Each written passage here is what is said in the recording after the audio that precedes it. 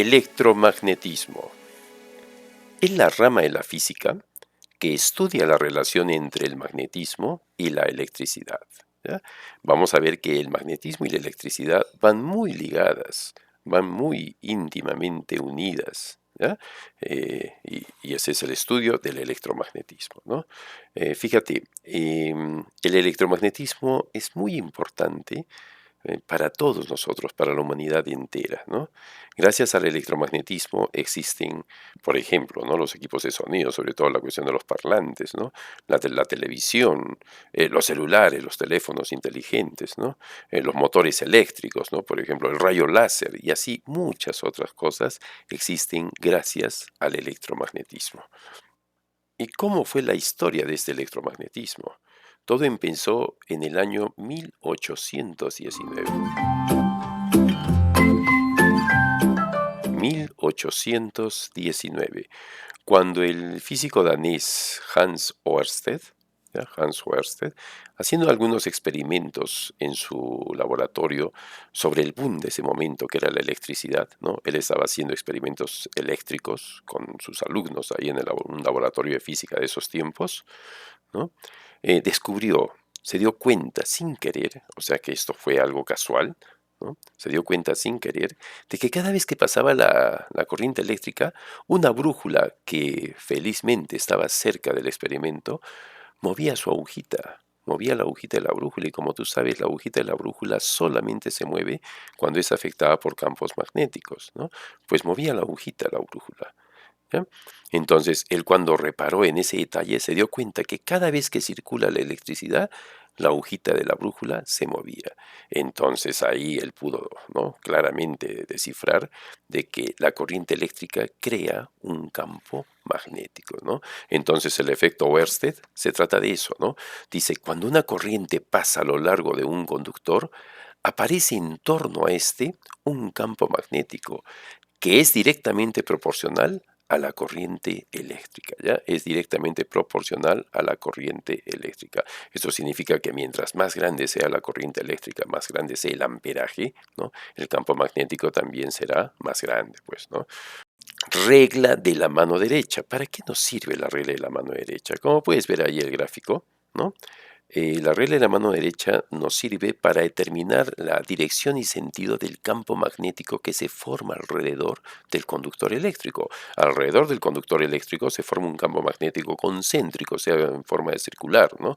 Pues ¿hacia dónde va ese campo magnético? ¿Hacia dónde gira, no? ¿Sentido horario, sentido antihorario? Para eso nos sirve la regla de la mano derecha, ¿no?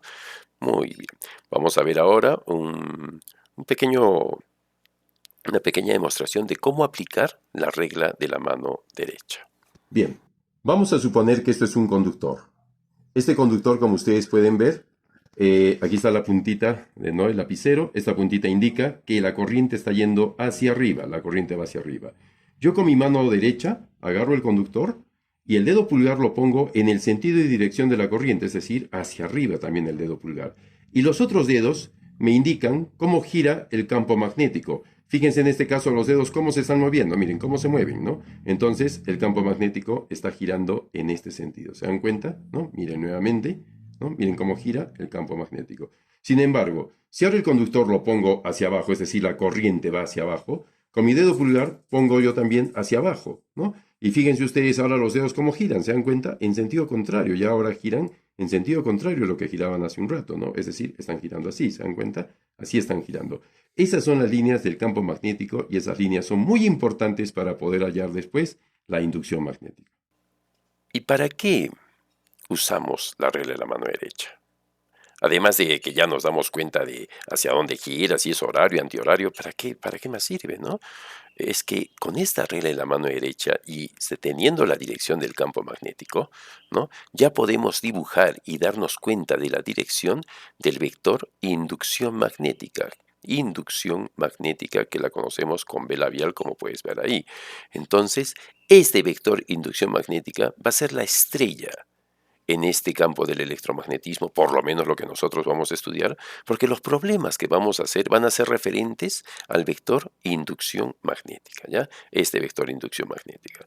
Entonces, una tangente una tangente a cualquier línea del campo magnética en un determinado punto, nos determina el vector inducción magnética. Esta inducción magnética se mide en teslas. Tesla, que se abrevia con la letra T, ¿ya? Teslas, el vector inducción magnética. El vector inducción magnética puede estar dibujado verticalmente u horizontalmente, pero también puede estar entrando al plano, en este caso de la pantalla de la computadora, o saliendo de ella, ¿no? Puede estar entrando o saliendo, ¿no? Entonces, aquí vemos cuando entra, por ejemplo, se aplica la regla de la mano derecha, mira cuál sería la dirección del campo y cómo sale el vector inducción magnética en tres diferentes puntos. Podríamos haber dibujado más, ¿no? Y cuando sale la corriente eléctrica del plano, digamos, donde estamos nosotros trabajando, en este caso la pantalla de la computadora, cuando sale, si está saliendo, mira cómo se pone solamente un puntito, y si aplicamos la regla de la mano derecha, también fíjate cómo sería la dirección de las líneas del campo y cómo se dibuja el vector inducción magnética, ¿no? Muy bien. Permeabilidad magnética conocida con mu sub 0, ¿no? Conocida simplemente como mu sub 0, ¿ya? Viene a ser un índice, ¿no? Un índice que mide la facilidad con que el medio facilita o dificulta las propiedades magnéticas, ¿ya? Una cosa es que estemos en aire o en vacío, otra cosa es que estemos en agua, otra cosa es que estemos, no sé, en hidrógeno, ¿no? Depende del medio, pues, ¿no? Nosotros, como vamos a trabajar siempre en el aire, hacemos la aproximación para el aire o el vacío, ¿ya? Es muy parecido.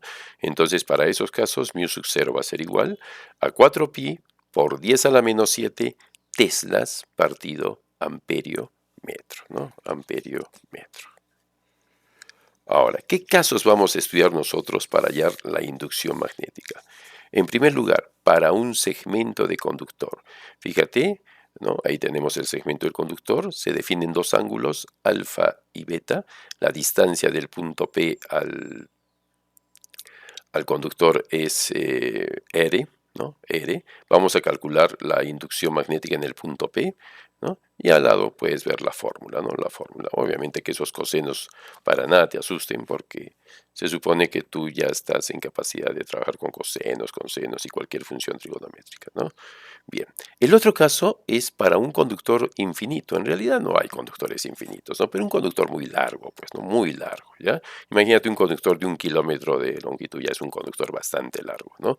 Entonces, ahí nosotros hacemos dos aproximaciones. Como en este caso lo ponemos como que fuese al infinito, ¿no?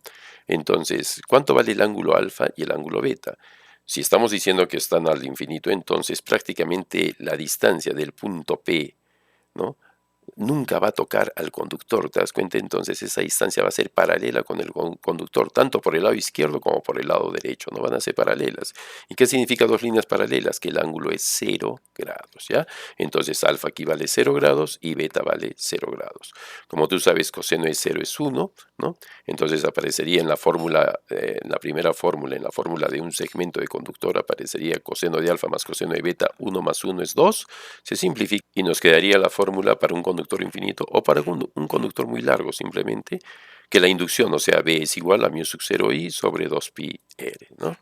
Tenemos otro caso para un conductor semi-infinito. Fíjate, en este caso, el punto P tiene comienzo, por decir, ¿no? Si tú proyectas el punto P, ahí comienza el conductor. Pero para el lado derecho no hay fin, ¿no? O sea, es infinito por ese lado.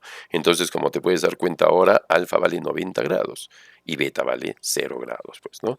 Aplicando lo mismo que te he dicho hace un momento, coseno de alfa, coseno de 90 es 0, coseno de 0 es 1, 0 más 1 es 1, la fórmula simplemente queda como la ves ahí, ¿no?